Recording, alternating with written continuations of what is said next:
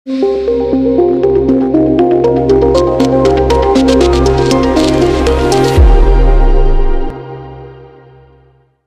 त्या मांडा आणि ग्राउंड लेवलला जाऊन काम करा।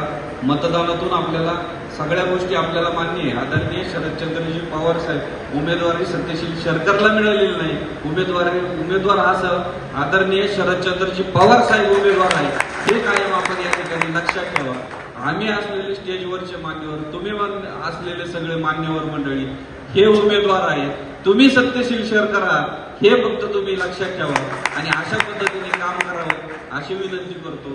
कारण आता सगळ्या गोष्टी व्यवस्थित आहेत। महाराष्ट्रामध्ये जर आपण वातावरण जर पाहिलं तर महाविकास आघाडीच्या बाजूने अतिशय चांगल्या पद्धतीने आहे। यांची जुळवाजुळव जी केली, मी आज पण विचार करतो का आपल्याला जर बघितलं तर आपल्याला गाव जुळवता येत नाही, वाढ जुळवता येत नाही आणि आदरणीय शरदचंद्रजी पवार साहेबांनी ह्या वयामध्ये अख्खा महाराष्ट्र जुळवला। कसा जुळवला असेल? ज्याच्याकडे एकही आमदार राहिला नव्हता त्या माणसाने आज अख्खा महाराष्ट्र जुळवला। ग्राउंडवर फक्त डोक्यानेच खेळू शकता, एवढं तुम्ही फक्त लक्षात ठेवा। आणि डोक्याने खेळता येते। तुमच्यामध्ये संभ्रमावस्था तयार करणारे, आमच्यामध्ये संभ्रमावस्था तयार करणारे, खोट्या बातम्या पसरवणारे त्याच्यावरती फक्त तुम्ही विश्वास ठेवू नका। बूथ लेवलची मान्य असेल हे ज्येष्ठ मंडळी सगळ्यांचं असं मार्गदर्शन करतील त्या पद्धतीने तुम्ही करा। सगळ्यात महत्वाचा विषय असा आहे का हे सगळी संघटना चालवत आहे। तुषारभाऊ अध्यक्ष आहेत, महिला अध्यक्ष आहेत, तुम्ही सगळी मंडळी आहेत, काँग्रेसची मंडळी आहेत। आता मी नवीनच पक्षामध्ये आलेलो आहे, लेंडे साहेब। आता मला काय आयडिया नाही, आता तुम्ही जसं सांगाल वडीलकीच्या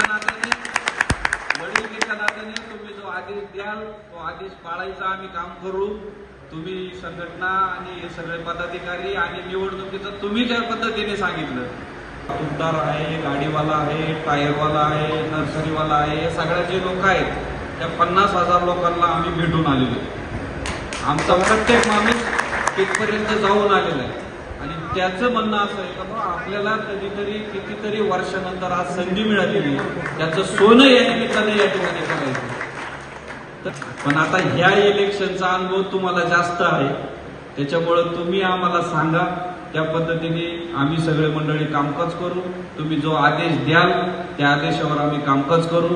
आदरणीय खासदार साहेब आपल्या बरोबर आहेत, त्यांना पण महाराष्ट्र फिरायचं आहे, परंतु ते आपल्याला काय मार्गदर्शन करतील, त्या मार्गदर्शनाने आपण कामकाज चालू करू। आणि उद्याचा या जुन्नर तालुक्यातला ह्या शिवजन्मभूमीतला एक मावळा आपल्याला पवार साहेबांना या कुठल्याही परिस्थितीत त्या ठिकाणी पाठवायचा आहे, त्यांना द्यायचा आहे। कारण तुम्हाला सांगतो का उद्याचा मुख्यमंत्री हा महाविकास आघाडीचाच होणार आहे। आणि नक्कीच मला असं वाटतं का उद्याच्या आपल्या ज्या काय अडचणी असतील, ज्या काही समस्या असतील ते आदरणीय त्या मुख्यमंत्र्यांच्या माध्यमातून आपण सोडवल्याशिवाय राहणार नाही। एवढंच या निमित्तानं तुम्हाला सांगतो। यानंतर 29 तारखेला आपल्याला फॉर्म भरायचा आहे। कोण मान्यवर येणार आहेत याची आपल्याला कल्पना नाही। अंकुश शेट्टी मला वाटतं सांगितलं का, पवार साहेब या ठिकाणी नाही, बाजीराव शेट्टी सांगितलं का, पवार साहेब अगदी छोट्याशा सूचनेनुसार आपण एवढ्या मोठ्या संख्येनं या कार्यक्रमासाठी उपस्थित राहिला त्याबद्दल सर्वांना मनापासून धन्यवाद देतो। कार्यक्रमाला उशीर झालेला, आपल्या सर्वांना भूक लागलेली आहे आणि आपल्या सर्वांची जेवणाची व्यवस्था सुद्धा या ठिकाणी केलेली आहे। त्यामुळं आता मोजकेच मान्यवर या ठिकाणी बोलणार आहे। या विधानसभेच्या निवडणुकीच्या उमेदवारीच्या संदर्भामध्ये या ठिकाणी खूप अशी चर्चा झाली की उमेदवारी युवा नेते सत्यशील दादा शेरकर यांना काल दुपारी 4 वाजता जाहीर झालेली आहे। दादांना या निमित्तानं मनापासून धन्यवाद देतो आणि ज्यांनी उमेदवारी मागितली होती ते सर्वांनी कोणताही रुसवा फुगवा न ठेवता दादांना पाठिंबा दिला, त्याबद्दल सर्वांना मनापासून धन्यवाद देत असताना उमेदवारी जाहीर करण्यासाठी थोडासा उशीर झाला आणि त्याचं एकमेव कारण म्हणजे आपल्या विभागाचे खासदार डॉक्टर अमोल कोल्हे साहेब यांना ऐतिहासिक असं मताधिक्य मिळालं आणि त्या मताधिक्यामुळं प्रत्येकालाच वाटायला लागलं की आता आपण आमदार होणार. परंतु आपल्या देशाचे नेते आदरणीय शरदचंद्रजी पवार साहेब यांनी लोकसभेच्या निकालानंतर विधानसभेच्या संदर्भामध्ये महाराष्ट्राचं सरकार बदलायचं अशा पद्धतीची घोषणा केलेली आहे. आणि ही घोषणा करत असताना मला कोणत्याही परिस्थितीमध्ये जुन्नरचा आमदार पाहिजे असा सातत्यानं साहेबांचा आम्ही गेल्यानंतर शब्द असायचा. आणि त्यामुळं मला वाटतं उमेदवारी जाहीर होण्यासाठी थोडासा विलंब झालेला आहे. आणि तो विलंब होत असताना आता तो विषय मला वाटतं बऱ्यापैकी संपलेला आहे. आणि या निमित्तानं आपण सर्व बूथ कमिटीचे कार्यकर्ते या ठिकाणी उपस्थित आहात. प्रत्येक मतदाराने इच्छा व्यक्त केलेली आहे की आम्हाला शरद पवार साहेबांना मतदान करायचं आहे. त्यामुळं शरद पवार साहेब हेच उमेदवार आहेत असं समजून आपण सर्वांनी मतदान करावं अशा पद्धतीची विनंती करतो. आणि आपल्याला सर्वांना या ठिकाणी आग्रहाची विनंती करतो की आमचे ज्येष्ठ मार्गदर्शक आदरणीय लेंडे साहेब यांना उमेदवारी मिळावी ही माझी प्रामाणिकपणे इच्छा होती. आणि ती इच्छा असताना आपल्या तालुक्याचे आमदार माननीय अतुलशेठ बेनके साहेब यांनी आमच्याकडे एक प्रस्ताव ठेवला की जर लेंडे साहेबांना उमेदवारी मिळाली तर मी विधानसभेची निवडणूक लढवणार नाही. आणि तो प्रस्ताव घेऊन आम्ही ज्यावेळेस पवार साहेबांकडे गेलो त्यावेळेस खासदार साहेबांनी सुद्धा मोठ्या मनानं सांगितलं की अतिशय चांगला प्रस्ताव आहे आणि लेंडे साहेबांना आम्ही उमेदवारी जाहीर करतो. ज्यावेळेस लेंडे साहेबांना उमेदवारी जाहीर झाली त्यावेळेस आपल्या तालुक्याचे विद्यमान आमदार यांनी क्षणाचाही विलंब न करता लगेच पत्रकार परिषद घेतली आणि त्या ठिकाणी जाहीर केलं की विधानसभेची निवडणूक मी घड्याळाकडून कोणते. आपण महिला भगिनी लोकसभेला अतिशय चांगल्या प्रकारे काम केलं तसंच आताही विधानसभेला अतिशय चांगल्या प्रकारे काम करू. प्रचार करताना डोक्यावर बर्फ तोंडात साखर ठेवून प्रचार करायचा आहे. चांगल्या पद्धतीनं प्रचार करायचा आहे. कुणालाही वाईट बोलायचं नाही. जनता फार हुशार आहे. माझ्या लाडक्या बहिणी तर फार हुशार आहे. कोणाला मतदान करायचं ते बरोबर त्यांना माहित आहे. मी दादांना पुढील वाटचालीसाठी शुभेच्छा देऊन थांबते. रामकृष्ण हरी वाजवा तरी. ठराव मांडतो की महाविकास आघाडीच्या सर्व नेते मंडळींनी या तरुणावर जो विश्वास टाकला त्या तरुणाला हा तालुका निश्चित प्रकारे आमदार करेल आणि हा उमेदवार निवडून आणण्याची जबाबदारी आपण सर्व मंडळी या निमित्ताने घेत आहोत. आपल्याला नियोजन करायचंय, अनेक गोष्टी करायच्या. कालच उमेदवारी जाहीर झालेली आहे. काल उमेदवारी जाहीर झाल्यानंतर रात्री वातावरण बदललं. 3 दिवस झाले मी घरी बसतोय. मुंबईवरून आलो आणि घरी बसलो, कोणाचा फोन येईना. आलं का म्हणजे म्हणाले काय झाले साहेब, तुम्हाला काय माहिती आहे का?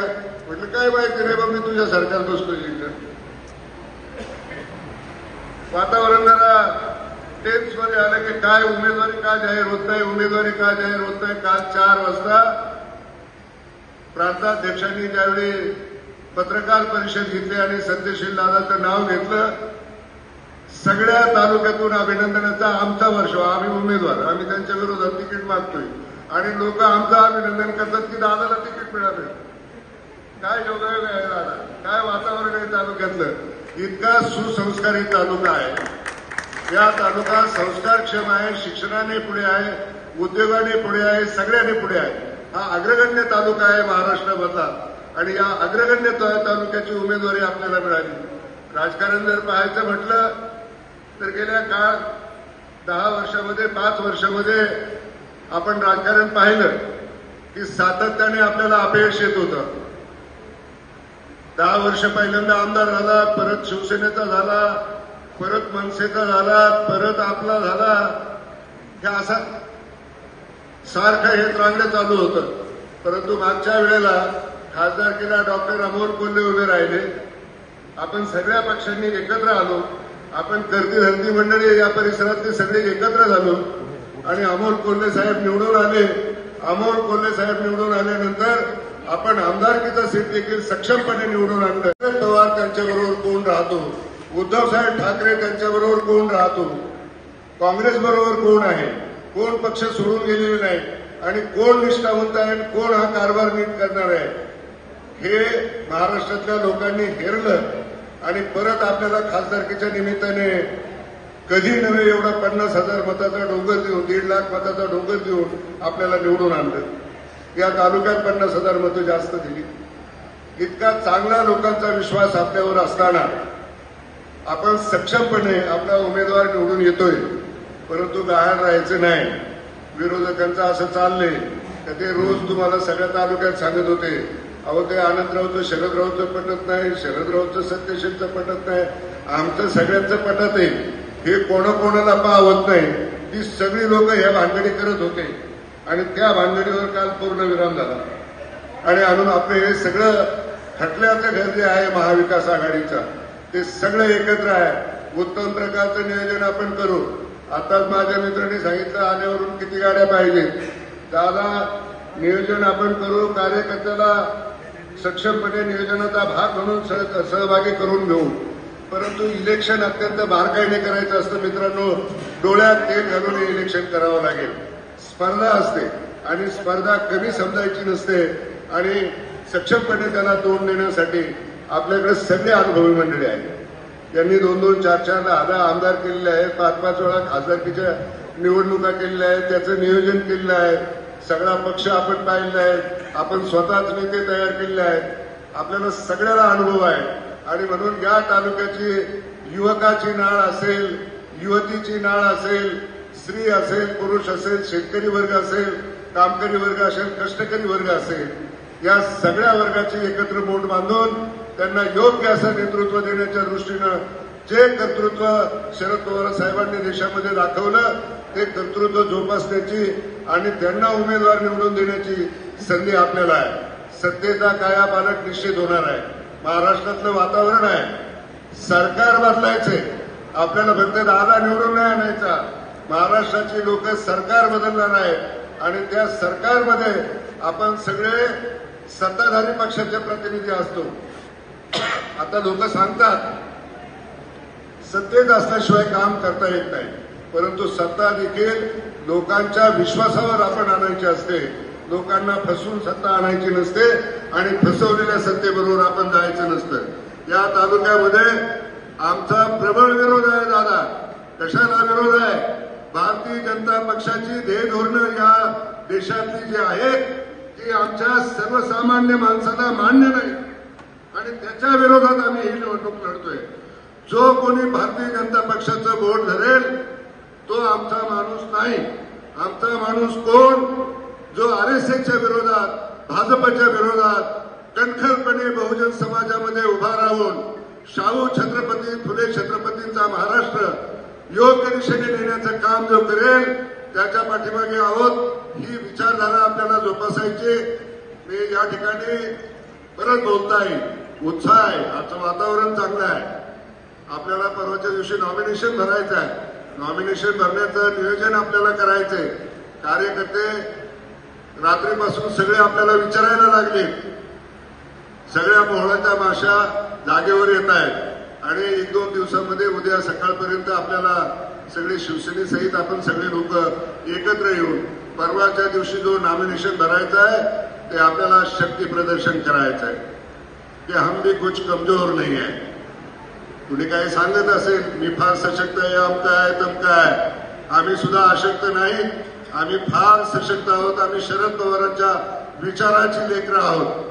आम्ही बलिदा घेणारी माणसं नाही आणि म्हणून आपल्याला सगळ्यांना काळजीपूर्वकपणे परवाच्या दिवशी नॉमिनेशन भरताना माझी सगळ्या कार्यकर्त्यांना विनंती राहील की महाविकास आघाडीचं जे नियोजन असतं आणि महाविकास आघाडीतले सर्वच पदाधिकारी महिला बंधू आणि भगिनी या ठिकाणी सर्वच नेत्यांनी सविस्तर चर्चा केलेली आहे. आज उमेदवारीपासून तर मागणीपर्यंत आणि विरोधक आपला संभ्रम कसा निर्माण करण्याचा प्रयत्न करत आहे दिलीप भाऊंनी या ठिकाणी सांगितलेले. आम्ही जवळजवळ 78 सालापासून पवार साहेबांबरोबर आहे आणि शेवटपर्यंत राहणार. आमच्या बरोबर असणारे कार्यकर्ते जे कालपर्यंत लोकसभेबरोबर होते ते सर्व कार्यकर्ते आणि मतदार पश्चिम भागाचे आम्ही सर्वजण आपल्या बरोबर राहू, म्हणजे महाविकास आघाडी बरोबर राहू आणि नक्की तुमच्या विजयामध्ये आमचा खालीचा वाटा असेल ही भावना व्यक्त करून या ठिकाणी